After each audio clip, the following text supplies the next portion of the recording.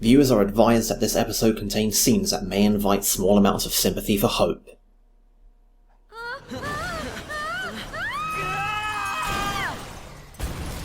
Yeah. Well, that sounded good.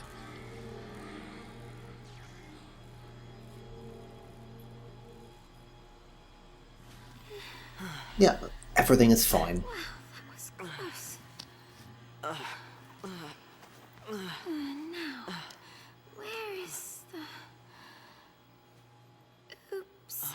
What do you mean, oops? I thought Hope was driving. Why are you saying oops?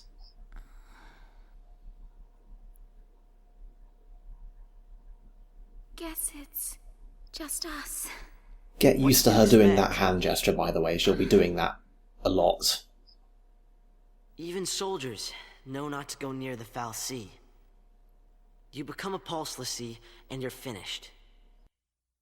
What do you mean, finished? Hey, maybe at some point someone's going to tell us what any of this damn stuff actually is. Let's not get our hopes up. My name. And yours? Hope.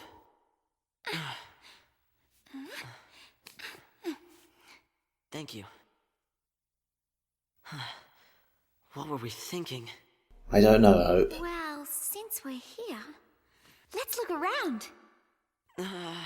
You know, since we're here. Yeah, it's a great idea. What could possibly happen? It's not like anyone came here with a plan or anything. Well, Snow theoretically has a plan. Oh, check this out. Now Hey, let's just let this little scene speak for itself.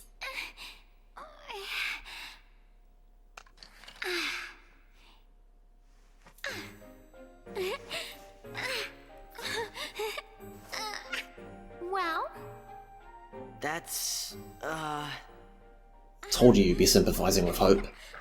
Yeah, I'm with Hope on that one. To this day, I still have no idea what the hell that's supposed to be. It's like an antler whip thing? Also, where the hell were we hiding that? no danger. So yeah, playing as Vanille. Yep. She's got about as much HP as Snow did, and as you'll see in a second, she does not have a Blitz equivalent. So she has that 3 ATB and nothing to use it on but attacks. So yeah, you're going to be completely reliant on Hope and Vanille's physical attacks for this bit. Also, that dog dropped a shop. Back to exploring. You know, That's a thing that happens. as you do. better stay close. Also, I would like to briefly point out the stupidity of the word Sacrarium. Let's get to that in a second. So, this is the shopping system. You go to the save point, and each one has access to a couple of different things. In this case, the B&W Outfitters that we just got lets us purchase iron bangles, if we had the money for them. And the Unicorn Mart has some basic healing stuff. But as we unlock more shops, mostly from drops from enemies or bosses, they will show up there. Note that, because this game's plot and levels and boss fight progression is completely linear, there is functionally no difference between unlocking a new shop and having the shops upgraded, which also happens at preset points in the plot, so that's clever. So here we have a new enemy, the Scandroid. They have about 50 HP. So, yeah. Yeah. Look, we fought 4 of them there. The target time was 20 seconds. I don't know why they bother sometimes. Actually no, I do know why they bother. It's to slow you down and make you feel as though you're doing something. I tried to run around this guy, but he catches up with me right at the end there. It should be pointed out that because we have yet to unlock the battle system at this point in the game, that there is literally no incentive other than item drops for fighting enemies, and the most useful thing they drop right now is potions, of which we have how many? Around 30. Yeah. Like, they don't drop EXP, you can't grind anything. There's no point in any of these fights. Anyway, Vanille is good on HP, so we're just going to go ahead and slap that on Hope. Make him a little less useless. You'll notice that the level design demanded that Vanille suddenly gain superhuman jumping powers, and so she did. Aren't you scared? Not so much. You really don't get it. Pulse Falsi and Lissy are bad news. That's why Cocoon kicked them out. Live too close to the Falsi, one-way ticket to Pulse. That's the Purge in a nutshell. So why couldn't we have had that instead of the 10-20 paragraphs of data log that the game uses? Pulse is hell on Earth.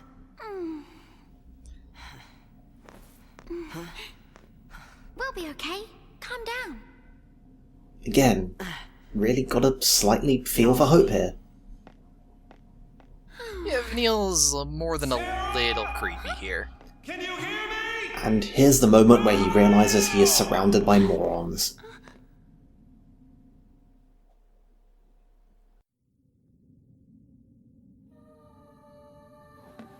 So yeah, since Snow is going to be here doing his usual idiocy, it seems like a good time as any to talk about what actually happened over the past hour. Don't worry, Sarah. Short version, not a lot, Hero is on his way. despite how much the game talks about it. Let's see. We've got a couple of disparate characters who, all for their own varying reasons, have found themselves exploring this pulse vestige. That's it, really. I mean, there's a little bit more to it. Essentially, there was a fal'Cie found near Boldham, and we now note that we don't know what a fal'Cie is yet, or that why it's a bad thing, only that it is. But they found a fal'Cie in Boldham, so the government comes in and says that we're just going to kick you all the hell off Cocoon. Because that's reasonable. Of course, we don't know enough about any of the random plot elements in the game to judge whether this is unreasonable, but it sounds unreasonable, I guess is the important part. yeah. Also, can I briefly interrupt to point out that we appear to be employing pro-battle strats in this battle? Yeah, I was trying to say, it's basically impossible to build up stagger with a solo character, and the way you have to use staggered attacks where you stop the ATB gauge when you only have one attack queued, so that the stagger bar doesn't empty. I don't think the game ever actually tells you that you can do this, at least not in one of the screen-filling tutorials. But you can either let the ATB bar fill all the way up, or you can press one button to just drop what you're doing and do only the attacks that you've queued. But yeah, you can do that to build up a chain solo. It's a pain in the ass, and it's really not worth it, and I probably should have grenaded them a couple times and been done with it. Anyway, where were we? Hold on, Sarah. Right, everyone was being purged, and this was presumably very evil. And so, these random 5 characters get caught up in it. Lightning is, for some reason, deciding to fight it. Saz is tagging along with Lightning, we don't know why. Snow is in it to be a hero, and also because Sarah is involved, somehow. Hope is chasing after Snow in his futile quest for revenge, and Vanille is tagging along with Hope, because that's what she does. She tags along with people. There you go, the plot.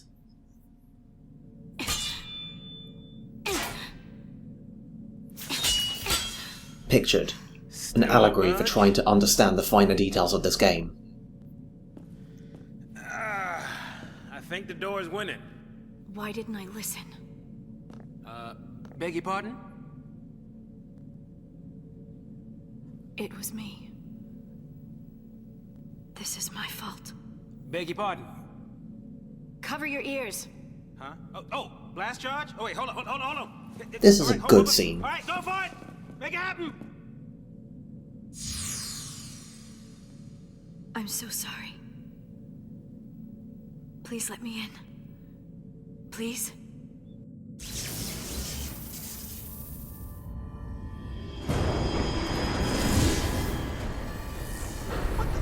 Hey! How come you get to have a cool character development moment? How'd you open it?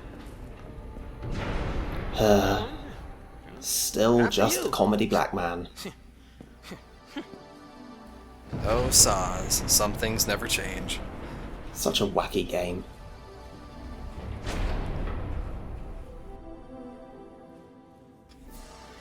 Hey, it's a screen-filling tutorial. Let's skip it. Of course we will. That one introduces Shrouds, which are basically buffs that you can apply before the start of any given battle. They come in 3 varieties: Fortisol, Aegisol, and Deceptisol. The first 2 provide a set of offensive and defensive buffs respectively. Fortisol gives you bravery, faith, and haste, and Aegisol gives you protect, shell, veil, and vigilance, which is pretty good. Those are useful. Deceptisol basically makes you invisible, so you basically get a free preemptive strike on whatever it is you're attacking. Which is also great, because a preemptive strike makes every enemy start almost staggered. So yeah, counterbalancing how great these are is the fact that they're also really, really rare. You only ever find them lying around in this area, but also they're a very rare drop from pretty much every enemy. And this drop rate scales actually. If you're any good at the game and you're frequently getting 5 or 4 stars, you're almost never going to see one. But it scales all the way down to, at a 0-star ranking, you get an 8x drop rate multiplier for the Shrouds. So really, if you suck, the game gives you a little crutch, and that's nice, you know? Thoughtful game design. One of its good points. Mm-hmm.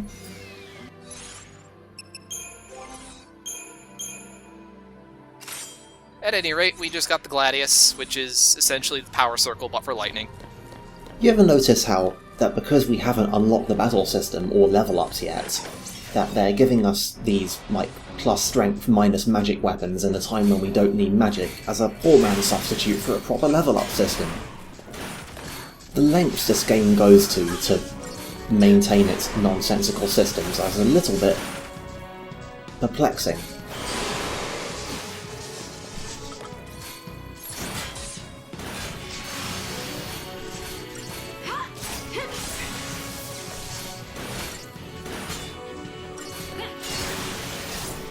But yeah, like I said earlier, there's no real point in fighting other than slowing you down. That's all these enemies are here for. They just get in your way and make you have to spend more time playing the game, even though, you know, you're not getting anything from playing the game yet.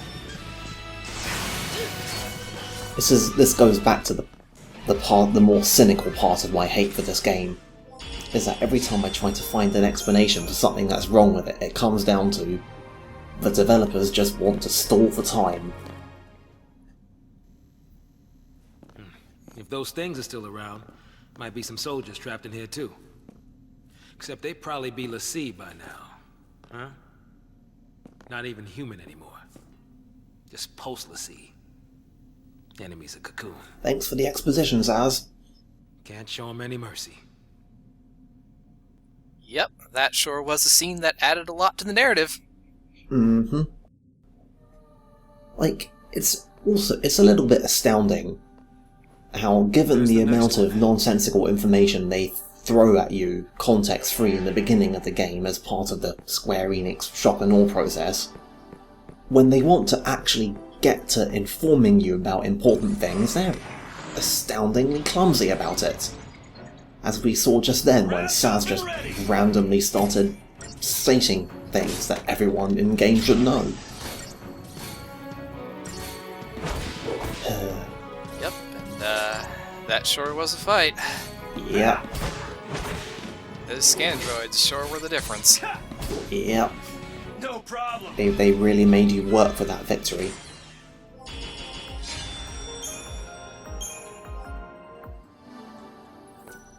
I should point out, by way of, you know, excusing ourselves to our viewers, if it sounds like we're struggling to find things to talk about, that's because there is nothing to talk about, really. Nobody, not even the people who actually staunchly defend Final Fantasy XIII, considers the opening to be a good thing in any way, shape or form other than aesthetic. Also, thank you, Snow.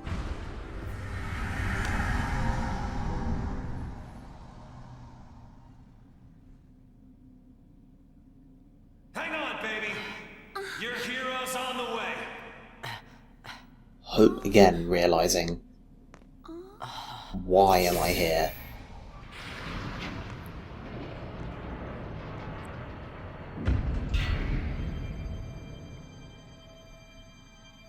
He is here. Calling himself a hero.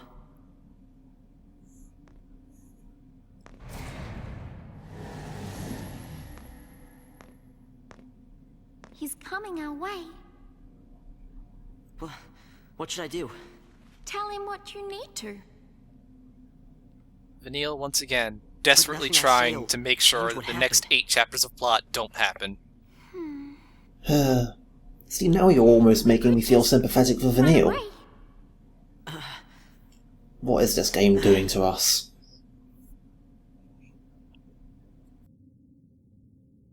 Spoiler, he does not tell Snow. Oh lord, how he does not tell Snow. The amount of effort he goes to not tell Snow.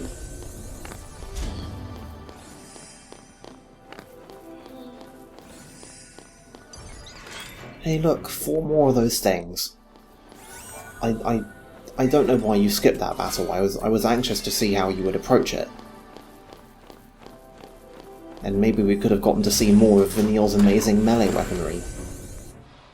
Well, let me tell you, I actually 4-starred that fight, because it expected me to finish in 20 seconds, and I finished in 16. Whoa. Yeah, the game has a, quote, scoring system that's based on target time and a mercurial value known as points per second. And you'd think that, you know, the target time is the 5-star time, but nope.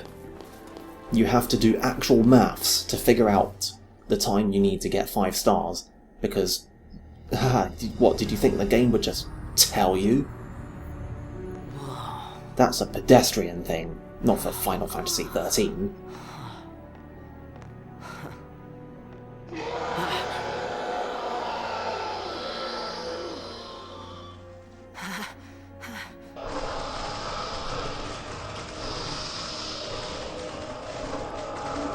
Yeah, this is going well.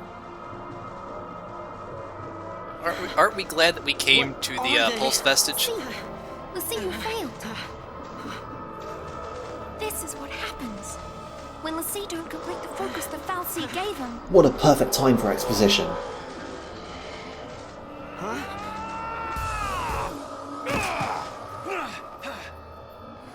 Let's even these odds. Again, gotta feel slightly sorry for Hope. Just a little.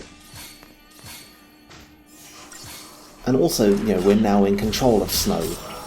The game is very weird about who it gives you control of throughout these early parts. That's what I'm talking about. No Hope just casually folding up that boomerang and sticking it in his back pocket where it disappears. How did you get Note in there? also the tears of frustration leave. we got for beating that fight. How very appropriate. Okay, listen. Find some place to hide and keep quiet. Once I find Sarah, we'll all leave together. You'll be home in time for dinner. You... Wait! Who's Sarah?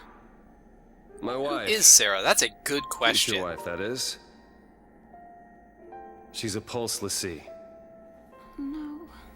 She's here somewhere, along with that Fal'Cie. I gotta find her and set her free. What's wrong with you? Oh, is Why this do you it? want to help Lassie? Is Hope They're the finally enemy. gonna say it? How can you save Lassie?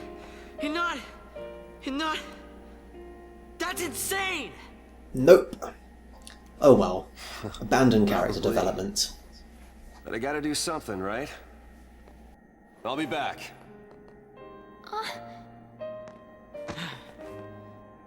Should we wait around for him and hitch a ride? I'd rather go to Pulse! Why is this happening to me?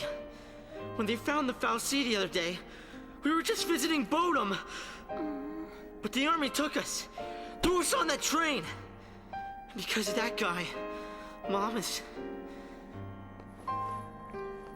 Yeah, so minor detail Shouldn't about leave them alone. when we said that the Pulse Fal'Cie was found and everyone around it suddenly got relocated.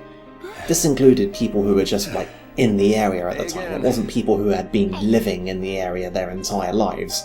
Let's go with him. The government has this opinion that anyone who's ever been in contact with anything from Pulse is at risk of something. And yet they didn't extend this theory to tracking down anyone who had ever been near it, and purging them as well. And yet no one ever mentions this. Oh well. Probably not important anyway. What's gotten into you, soldier? Thought you came for a fight. My sister. Your sister? She's a Lassie. What?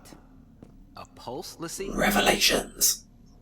The Fal'Cie has her captive, but I'll find her. Well, that explains one thing, at least. She's still... Somewhat. What was her focus?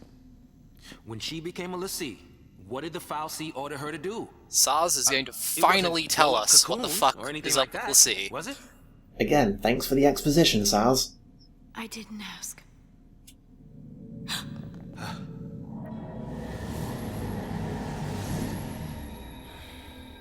But yeah, the little background details of this game's settings are finally When a person starting gets to cursed by a Fal'Cie, come into view. they become a Lassie, and they get given a focus, right?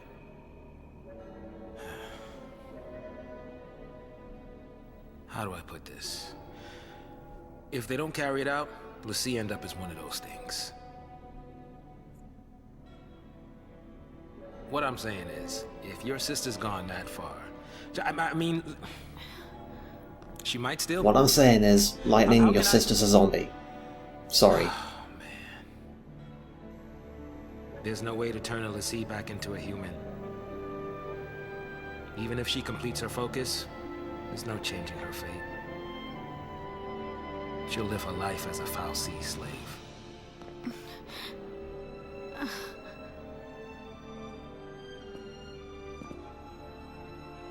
Don't make her suffer. Just say it!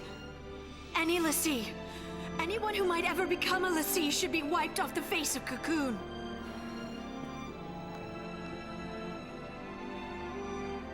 It's people like you that started the Purge in the first place. There's something almost clever, I think, about the backdrop of this game being these arbitrary, weird, godlike things on high who randomly just mock passers-by with divine tasks that must be carried out. It's, you know, for a game that I didn't hate as much as Final Fantasy XIII, I might call that sort of clever and subversive and a little bit self-aware almost. But no, Final Fantasy XIII is a game that I will never credit with being self-aware. Yeah, let's not say things we can't take back. Seriously. You know, I'd like to see what, you know, a somewhat clever writer could do with this concept. I guess I'm still waiting. Yep, we got a power wristband out of that thing. We're gonna slap it on Saz just because Lightning has less HP than him, and really, he could use the boost more. And she's got her weapon that gives her plus strength anyway. Those were the soldiers who came in to search the place. Anyways, you might have noticed earlier, like 90% of these encounters are totally skippable. So basically we're running around a giant, arbitrarily designed enemy area surrounded by enemy Sympathizing who will attack us fruitlessly and delay us and waste our time.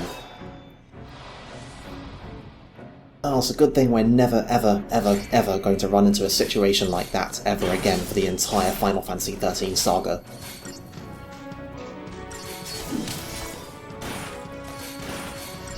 Except this one, he's a boss. Sort of. Eh, not really. This is the Ghast. This is the other kind of... Basically, Sympathizing enemies come in one of 2 or 3 flavors. We had the Ghouls earlier, which are really weak, but they attack kind of quickly. And then we have these Ghasts. They're strong. They actually do a decent amount of damage. and they're pretty beefy. And of course the mysterious third type. Anyway, I went to make a save here, realized I did not have to later because I thought I was at the boss. It's the next one.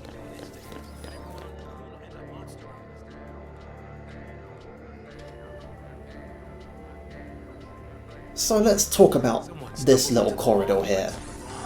It's not very long, completely straight. Other than graphics, it's totally featureless. It's full of enemies that aren't really worth your time in dealing with. They only exist to slow you down, then get in your way and make you spend more time playing this game. And trying to get you to trudge uncaringly through whatever silly set piece the writers decided to try and force between this cutscene and the next cutscene.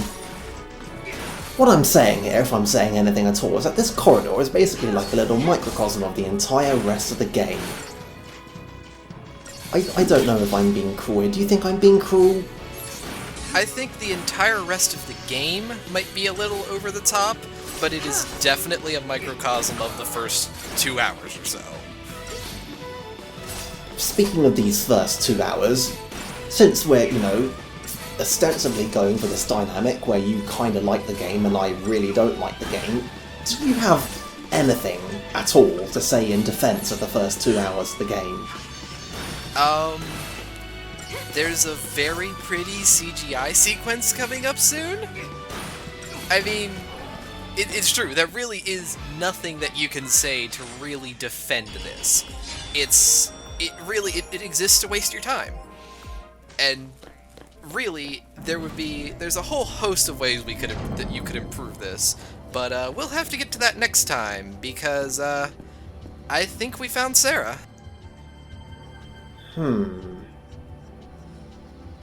Well, I bet nothing bullshit is going to happen to her.